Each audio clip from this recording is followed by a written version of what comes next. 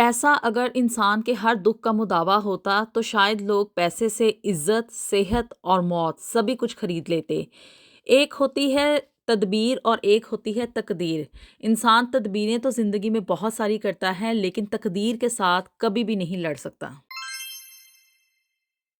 بسم اللہ الرحمن الرحیم۔ السلام علیکم ایوری ون۔ ایک نئے دن اور ایک نئے بلاگ کا آغاز کرنے جا رہے ہیں اینڈ آئی ہوپ کہ آپ لوگ جہاں کہیں بھی ہوں گے ٹھیک ٹھاک ہوں گے، خوش باش ہوں گے اور اپنی صحت و تندرستی والی زندگی بھرپور طریقے سے گزار رہے ہوں گے۔ آج آپ کے ساتھ میں جو شیئرنگ کرنے جا رہی ہوں یہ ایک ایسی داستان ہے اس شخص کی جو کہ بیرون ملک آیا اور اس نے اپنی ساری زندگی ابراڈ میں گزاری۔ لیکن یہ کہانی مطلب یہ شخص جو تھا نا وہ یو کے میں نہیں آیا کیونکہ اس کے پاس نا پاسپورٹ نہیں تھا، یعنی کہ آپ کہیں کہ بھی وہ برٹش تھا یا کچھ اس طرح سے نہیں، بلکہ یہ کہانی ہے ایک ایسے بد نصیب پاکستانی کی جو کہ چلا گیا سعودی عرب یا کسی بھی آپ کہہ لیں کہ اسلامک کنٹری میں جانے کا نا ایک سب سے بڑا ڈس ایڈوانٹیج یہ ہوتا ہے کہ کسی بھی اسلامک کنٹری میں آپ چلے جائیں، چاہے وہ سعودی عرب ہے، وہ دبئی ہے، قطر ہے، کویت ہے، ایران ہو یا عراق ہو، واٹ ایور، مطلب کسی بھی آپ اسلامک کنٹری میں چلے جائیں اوورسیز بن کے، تو وہ آپ کو نا کبھی بھی اس کنٹری کی نیشنلٹی نہیں دیتے ہیں۔ آپ چاہے وہاں پہ اپنی ساری زندگی گزار لیں، آپ کو وہاں کا پاسپورٹ کبھی بھی نہیں ملتا ہے۔ تو اسی وجہ سے جو لوگ پاکستان سے باہر نکلتے ہیں نا تو وہ یہ سوچتے ہیں کہ ہم لوگ نا کسی یورپین کنٹری میں یا یو کے، U S A, Canada, Australia وغیرہ میں چلے جائیں کہ ہمیں ان کنٹریز کے ایٹ لیسٹ پاسپورٹ تو مل جائیں گے، ہم وہاں پہ سیٹل ڈاؤن ہو جائیں گے اور ہماری جو اولاد ہے نا وہ وہاں کی نیشنل ہو جائے گی، تاکہ ہم نے اپنی زندگی میں جو محنت ہم لوگوں نے کی ہے ہمارے بچوں کو وہ نہ کرنی پڑے۔ اب جی یہ شخص چلا گیا سعودی عرب اور اس نے وہاں پہ جا کے اپنی ساری زندگی نا بہت ڈھیر ساری محنت کی اور اس محنت کا یہ نتیجہ ہوا کہ اس نے بہت ڈھیر سارا نا پیسہ بھی کمایا۔ لیکن جیسے کہ میں نے آپ کو پہلے بتایا کہ اسلامک کنٹریز جو ہیں وہ نہ تو آپ کو آپ کے بیوی بچوں کو اپنے ساتھ بلانے دیتے ہیں اور نہ ہی آپ کو ان کنٹریز کی نیشنلٹی دیتے ہیں۔ تو اس شخص کے ساتھ بھی ایسا ہی ہوا کہ بیوی اور بچے اس کے پیچھے پاکستان میں ہی تھے جن کو کہ وہ پیسے کما کما کے بھیجتا تھا اور ساری زندگی اس نے بڑی ہی زیادہ محنت کی۔ اندر سے مقصد کیا تھا کہ وہ اپنی فیملی کا یعنی کہ اپنے ماں باپ کا اور اپنے بیوی بچوں کی قسمت بدلنا چاہتا تھا۔ بہت اس کو ڈھیر سارا پیسہ چاہیے تھا تاکہ اس کی غربت جو ہے نا وہ زندگی میں سے ختم ہو جائے، اور ایسا ہی ہوا، یعنی کہ اللہ نے جو تھا اس کی سن لی۔ اس نے جو محنت کی وہاں پہ دن رات محنت کی اور وہاں پہ جو اس نے پردیس کاٹا اس کا نتیجہ یہ ہوا کہ بھی اس کے پاس کروڑوں روپے آ گئے، کیونکہ اس نے سعودی عرب میں رہتے ہوئے نا کچھ بلڈنگ وغیرہ کنسٹرکشن کے کام میں وہ چلا گیا تھا اور اس کام میں وہاں پہ ان کنٹریز میں نا بہت سارا پیسہ ہے۔ خیر جی، اب اس شخص نے جو محنت کی تو اس کا نتیجہ یہ ہوا کہ وہ پاکستان میں نا کروڑ پتی بن گیا اور پیچھے اس نے بہت بڑا گھر بھی بنا لیا۔ صرف ایک گھر نہیں بلکہ اس طرح کے اس نے کئی گھر بنائے، یعنی کہ آپ کہہ لیں کہ تقریباً اس کی بیوی کے اکارڈنگ تقریباً 8 سے 10 پراپرٹیز تھیں گھروں کے نام پہ اس کے پاس، جو کہ اس نے آگے کرائے پہ بھی دی ہوئی تھیں، اور ایک گھر میں وہ مقیم تھے جو کہ کنال پہ محیط تھا۔ گھر کے باہر مہنگی مہنگی گاڑیاں کھڑی تھیں اور اسی طرح سے جو بچے تھے اس کے 4 بچے تھے جس میں کہ 3 بیٹے اور 1 بیٹی شامل تھی، اور ان کی اس نے بڑی ہی اچھی یعنی کہ ان کو گرون اپ کیا، بہت زیادہ اس کو اپنے بچوں کو اس نے ایک لگژری لائف پرووائڈ کی اور وہ اس سب کچھ کرنے میں کامیاب ہوا۔ اپنی ساری زندگی باہر محنت کرنے کے بعد پھر اس نے سوچا کہ اب مجھے یہاں کی نہ تو نیشنلٹی ملے گی اور نہ ہی میں یہاں پہ اب بوڑھا ہو گیا ہوں مزید سٹے کر سکتا ہوں، تو بہتر یہی ہے کہ میں پاکستان اپنے ملک میں چلا جاؤں، تاکہ میں نے جو اتنی محنت کر کے پیسہ کمایا ہے اب ٹائم آ گیا ہے کہ بھی بچے بھی بڑے ہو گئے ہیں اور گھر کے حالات بھی ٹھیک ہو گئے ہیں، تو میں اپنے بیوی بچوں کے پاس واپس چلا جاؤں اور وہاں پہ جا کے اپنا بڑھاپا جو ہے نا وہ اسے آسانی کے ساتھ گزار لوں۔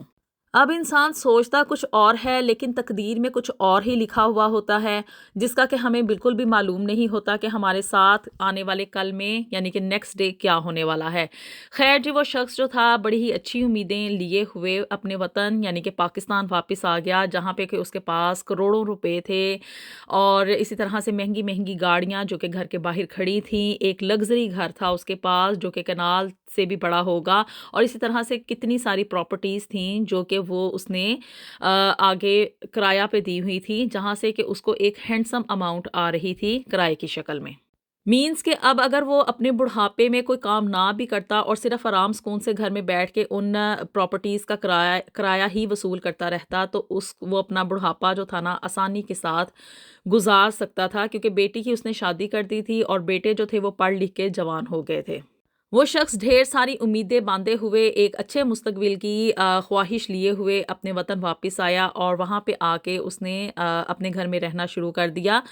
लेकिन शुरू-शुरू में तो उसके जो बच्चे थे उन्होंने उसको वार्मली वेलकम कहा। अब जी ये ओवरसीज़ पाकिस्तानीज़ के साथ ना ये बहुत बड़ी ट्रेजेडी है कि वो पाकिस्तानी मर्द जो कि अपनी सारी ज़िंदगी बाहर जाके गुज़ार देते हैं पैसा कमाने की ख्वाहिश में और वो अपने बीवी बच्चों को पीछे छोड़ जाते हैं। तो उसका नतीजा ये निकलता है कि उनके बच्चे ना उनके साथ इतने ज़्यादा अटैच नहीं रहते। आप चाहे जितनी मर्ज़ी तरबियत कर लें, जो मर्ज़ी उनको इस्लाम के हवाले दे दें, लेकिन जो एक आप कह लें कि दिली लगाव होता है ना, क्योंकि वो बंदा तो उनके बचपन में ही उनको छोड़ के चला जाता है और ऑन एंड ऑफ आने से, यानी कि 1 हफ़्ता, 2 हफ़्ता या 1 महीना आके स्टे करने से अब वो अटैचमेंट तो नहीं ना होती जो कि एक बाप के साथ बच्चों की अटैचमेंट होती है फॉर एवर लिविंग में, जबकि बाप उनको हर चीज़ में सपोर्ट करे। सिर्फ पैसा ही तो इंसान की आप कह लें कि मेन ज़रूरत नहीं है। और ऐसा ही इस शख्स के साथ भी हुआ कि उसके जो बेटे थे ना वो उसके साथ इतने ज़्यादा अटैच नहीं थे। बेटी की तो पहले ही शादी हो चुकी थी और वो दूसरे घर चली गई थी। अब जी बीवी जो थी वो खुद भी बुढ़ापे के दहलीज पे पहुंच चुकी थी और जब ये शख्स वापस आया कुछ अरसा गुजरा तो खुदा की करनी ऐसी हुई कि वो शख्स जो था ना वो बीमार हो गया और बीमारी ने उसे आन घेरा और बीमारी आहिस्ता आहिस्ता करते करते इतनी ज़्यादा बढ़ गई कि वो चलने फिरने से भी कासिर हो गया। इस हद तक वो उसके ऊपर बुढ़ापा और कमज़ोरी और जो बीमारी थी ना उसने उसको घेर लिया था कि वो अपने बेड से उठ के वॉशरूम तक नहीं जा सकता था और इस तरह की हालत थी कि बस उसको सारा ही टाइम जो था ना वो बेड के ऊपर ही लेटे हुए उसके बच्चों को संभालना पड़ता था। अब जी चूँकि बच्चों की इतनी अटैचमेंट नहीं थी और बीवी खुद भी बूढ़ी थी, यानी कि वो अब इतनी यंग तो नहीं रही थी कि वो एक बूढ़े शख्स को बिल्कुल जो कि चलने फिरने से कासिर हो और हिल भी ना सके, तो उसको लुक आफ्टर कर सकती। ख़ैर जी उन्होंने जो था ना बच्चों ने ये कहा कि भई अब हम लोग अगर बाहर से किसी शख्स को रखेंगे या कोई मेल नर्स भी रखते हैं, तब भी जो है ना वो ख़ानदान वाले हमें बातें करेंगे कि एक बाप जो कि इनको सारी ज़िंदगी पालता रहा, इनको ज़िंदगी की हर सहूलत और ख्वाहिश जो थी ना उसने प्रोवाइड की। अब वो अगर आके बीमार हो गया है और औलाद जो है वो इतनी की ज़्यादा यानी कि आप कह लें नाफरमान है या उसकी ताबेदार नहीं है कि उन्होंने अपने बाप को सँभालने के लिए ना जी किसी दूसरे बंदे को हायर कर लिया है। इसलिए तीनों बेटों ने फ़ैसला किया कि हम लोग चाहे कुछ भी हो जाए ना हम अपने बाप को खुद ही लुक आफ्टर करेंगे। लेकिन इंसान इंसान होता है, वो चाहे जितनी मर्ज़ी भी कोशिश कर ले, वो इस चीज़ में आप कह लें कि एक ऐसा शख्स जो कि चलने फिरने से कासिर हो चुका हो, उसको बिल्कुल लागर हो चुका हो, उसको हर वक़्त का यानी कि 24 घंटे का सँभालना एक बंदे का काम नहीं है। इसी तरह से करते-करते जी जो 2 बच्चे थे ना उसके वो चले गए बैरूने मुल्क। हालाँकि कोई ज़रूरत नहीं थी उनको जाने की, लेकिन बाप की बीमारी से छुटकारा हासिल करने के लिए और उसको सँभालने का ये कह लें कि मुश्किल टफ़ टाइम जो था ना उसको फ़ेस करने से बेहतर उन्होंने ये सोचा कि हम लोग ना बाहर चले जाएँ और वहाँ पे जाके हम लोग पैसा खुद कमा लेंगे। अब तीसरा बेटा जो कि छोटा था, सबसे छोटा था वो उसने ये कहा कि भई ठीक है मैं अब अपने फ़ादर के साथ यहाँ पे रहूँगा और माँ और बाप दोनों को सँभालूँगा। लेकिन अब चूँकि वो छोटा था, नासमझ था और कह लें इतना भी मतलब इतना मैच्योर नहीं था कि वो प्रॉपर्ली जो था ना उनको लुक आफ्टर कर सकता। घर के बाहर बड़ी-बड़ी गाड़ियाँ खड़ी हैं, एक बड़ा महल है और उस महल में आप अंदाज़ा करें कि एक शख्स सिर्फ़ एक कमरे में बेड के ऊपर तक मुहीत होके रह गया है, तो उसकी ज़िंदगी अब क्या होगी? वो उस करोड़ों रुपए को क्या करेगा? या उन आसाइशों को, उन आसानियों का क्या करेगा जो कि उसने सारी ज़िंदगी मेहनत करके कमाई हैं? फिर जी सेहत तो अब देखें ना, आप खुद सोचें कि अल्लाह की तरफ से एक देन होती है, एक नेमत होती है जिसे कि इंसान सारी ज़िंदगी उसकी कदर कीमत नहीं करता, और सेहत की हमें अहमियत का और उस नेमत का तभी पता चलता है जबकि एक शख्स जो है ना वो बीमार हो जाता है। बीमारी के दहाने पे पहुँच के उस वक़्त इंसान को इन सब चीज़ों को रियलाइज़ करता है कि मेरे लिए जो सेहत थी ना वो कितनी बड़ी नेमत होती थी। अब ना तो वो उस पैसे से उस सेहत को दोबारा से खरीद सकता था, और ना ही वो इस काबिल रहा था कि वो अपने आप को खुद से मैनेज कर सकता। बेटे ने जो था ना उसको किसी न किसी हद तक लुक आफ्टर करने की कोशिश की, लेकिन वो इसमें पूरी तरह से कामयाब नहीं हो सका।